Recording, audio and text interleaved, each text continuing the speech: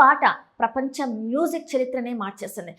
2012లో విడుదలైన ఈ Korean song యూట్యూబ్లో ఏకంగా 600 కోట్లకు పైగా వ్యూస్ సాధించింది. ఇంతకీ ఆ పాట ఏది, దాని వెనుకున్న ఆసక్తికరమైన కథ ఏంటి, ఇప్పుడు తెలుసుకుందాం. గంగం స్టైల్ ఈ పేరు వినగానే చాలా మందికి వెంటనే గుర్తొచ్చేది ఆ famous horse riding dance step. Catchy tune, ప్రత్యేకమైన డాన్స్, సరదాగా అనిపించే మ్యూజిక్ వీడియో, ఇవన్నీ కలిసి ఈ పాటను ప్రపంచవ్యాప్తంగా సంచలనంగా మార్చాయి.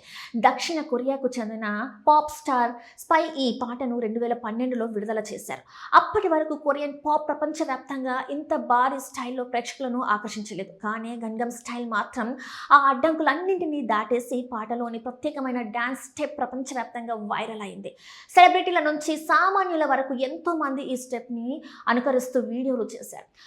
సోషల్ మీడియాలో విస్తరిస్తున్న సమయంలో ఈ పాట విడుదల కావడంతో దాని పాపులారిటీ మరింత వేగంగా పెరిగింది.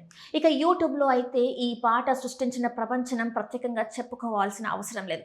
గంగం స్టైల్ యూట్యూబ్లో 1 బిలియన్ వ్యూస్ దాటిన తొలి వీడియోగా చరిత్రలో నిలిచింది. అప్పట్లో ఇది యూట్యూబ్లోనే ఒక భారీ మైల్ రాయిల్గా మారింది.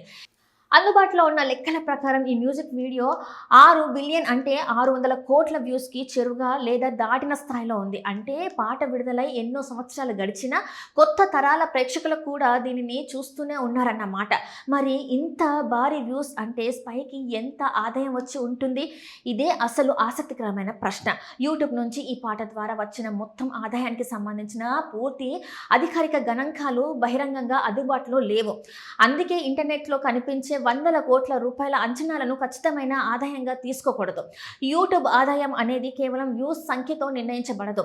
ప్రేక్షకుల ఏ దేశాల నుంచి చూస్తున్నారు, ఎలాంటి ప్రకటనలు వస్తున్నాయి, ప్రకటనలకు ఉన్న డిమాండ్ ఎంతమంది ప్రేక్షకులకు యాడ్స్ చూపించారు వంటి అనేక అంశాలు ఆదాయాన్ని ప్రభావితం చేస్తాయి.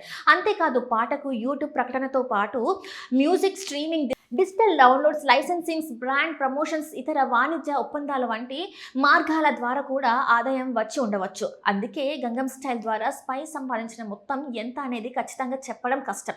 కానీ డబ్బు కంటే ఈ పాట సాధించిన మరో విజయం చాలా పెద్దది. ప్రపంచవ్యాప్తంగా గుర్తింపు పొందడానికి ఒక్క పాట తప్పనిసరిగా ఇంగ్లీష్లోనే ఉండాల్సిన అవసరం లేదని గంగం స్టైల్ నిరూపించింది.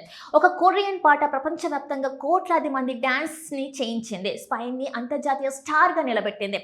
అంతేకాదు కొరియన్ పాప్ మ్యూజిక్ ప్రపంచ ప్రేక్షకులకు మరింత దగ్గరయ్యేందుకు కూడా ఈ పాట ఒక కీలక మలుపుగా నిలిచింది. అందుకే గంగం స్టైల్ను కేవలం ఒక వైరల్ సాంగ్గా చూడడం లేదు, అది ఇంటర్నెట్, మ్యూజిక్, సోషల్ మీడియా.